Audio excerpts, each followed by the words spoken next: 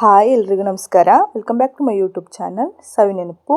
ಇವತ್ತು ನಾವು ಸಂಜೆ ಟೈಮ್ ಟೀ ಜೊತೆ ಒಂದು ಒಳ್ಳೆ ಸೂಪರ್ ಕಾಂಬಿನೇಷನ್ ಆಗಿರೋ ಅವಲಕ್ಕಿ ಮಿಕ್ಸ್ಚರ್ ಹೇಗೆ ಮಾಡೋದು ಅಂತ ನೋಡೋಣ. ಅದಕ್ಕೂ ಮುಂಚೆ ಯಾರೆಲ್ಲ ಹೊಸದಾಗಿ ನನ್ನ ಚಾನಲ್ ನೋಡ್ತಿರೋ ಪ್ಲೀಸ್ ನನ್ನ ಚಾನಲ್ನ ಸಬ್ಸ್ಕ್ರೈಬ್ ಮಾಡ್ಕೊಂಡು ನೋಡಿ. ನೀವು ಸಬ್ಸ್ಕ್ರೈಬ್ ಮಾಡೋದ್ರಿಂದ ನಾನು ಹಾಕೋ ಎಲ್ಲ ಹೊಸ ವಿಡಿಯೋನು ನಿಮಗೆ ಬಂದು ಸೇರ್ತವೆ. ಹೇಗೆ ಮಾಡೋದು ಅಂತ ನೋಡೋಣ. ನಾನಿಲ್ಲಿ ಒಂದು ಬಟ್ಲಲ್ಲಿ ಕರಿಬೇವು ತೊಗೊಂಡಿದ್ದೀನಿ, ಒಂದು ಬಟ್ಲಲ್ಲಿ ಬೆಳ್ಳುಳ್ಳಿ ತೊಗೊಂಡಿದ್ದೀನಿ, ಒಂದು ಬಟ್ಲು ತುಂಬ ಹುರಿಗಡಲೆ ತೊಗೊಂಡಿದ್ದೀನಿ, ಒಂದು ಬಟ್ಲು ತುಂಬ ಶೇಂಗಾ ತೊಗೊಂಡಿದ್ದೀನಿ, ಒಂದು ಅರ್ಧ ಸ್ಪೂನಷ್ಟು ಗರಂ ಮಸಾಲ, ಒಂದು ಅರ್ಧ ಸ್ಪೂನಷ್ಟು ಚಾಟ್ ಮಸಾಲ ತೊಗೊಂಡಿದ್ದೀನಿ.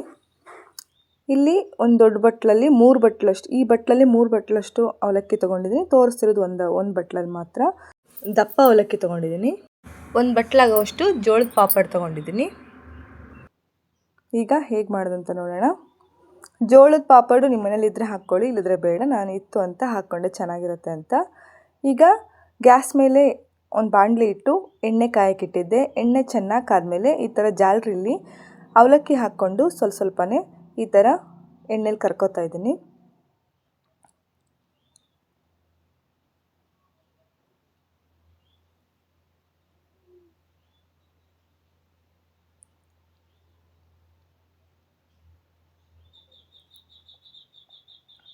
ಗ್ಯಾಸನ್ನು ಮೀಡಿಯಮ್ ಫ್ಲೇಮಲ್ಲೇ ಇಡಬೇಕು.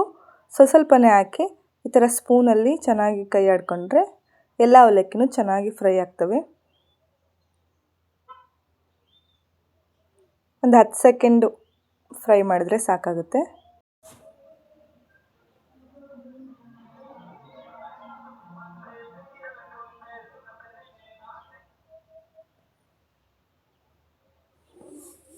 ಈಗ ಎಲ್ಲ ಅವಲಕ್ಕಿನೂ ಫ್ರೈ ಮಾಡ್ಕೊಂಡಿದ್ದೀನಿ.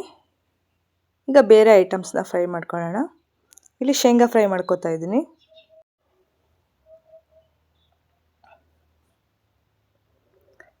ಒಂದು 10 ಸೆಕೆಂಡ್ ಈ ಥರ ಫ್ರೈ ಮಾಡಿಬಿಟ್ರೆ ಶೇಂಗಾ ಚೆನ್ನಾಗಿ ಕರಮ್ ಕುರುಮ್ ಅಂತಿರ್ತವೆ.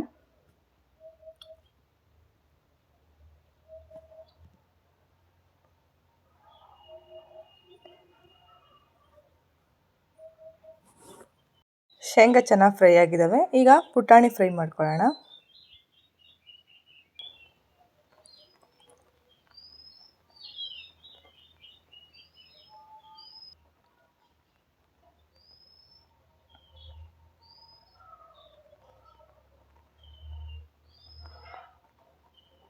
ಈಗ ಇದಕ್ಕೆ ಬೆಳ್ಳುಳ್ಳಿ ಸೇರಿಸ್ಕೊತಾ ಇದ್ದೀನಿ. ಬೆಳ್ಳುಳ್ಳಿ ಏನು ಜಜ್ಜಿಲ್ಲ, ನಾನು ಇಡೀ ಬೆಳ್ಳುಳ್ಳಿನೇ ಸೇರಿಸ್ಕೊತಾ ಇದ್ದೀನಿ.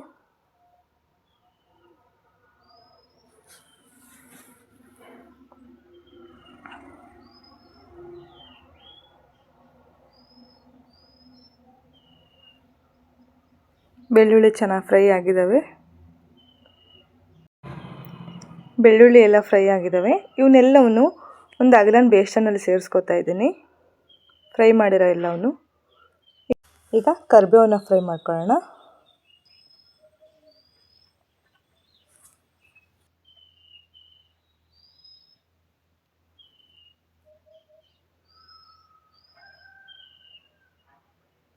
ಕರಿಬೇವು ಚೆನ್ನಾಗಿ ಫ್ರೈ ಆಗಿದೆ. ಈಗ ಜೋಳದ ಪಾಪಡನ್ನ ಫ್ರೈ ಮಾಡ್ಕೊತಾ ಇದ್ದೀನಿ, ಸ್ವಲ್ಪ ಹಾಕ್ಕೊಂಡು. ಇದ್ದರೆ ಹಾಕ್ಕೊಳ್ಳಿ, ಇಲ್ಲದ್ರೆ ಏನು ಬೇಡ, ಇವೇ ಸಾಕು.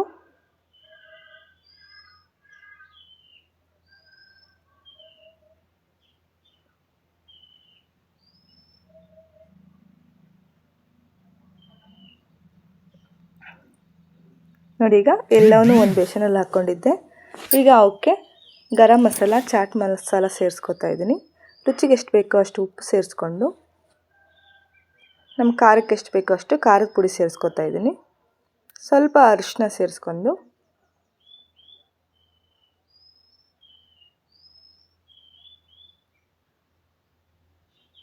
ಚೆನ್ನಾಗಿ ಕೈ ಆಡ್ಕೊತಾ ಇದ್ದೀನಿ.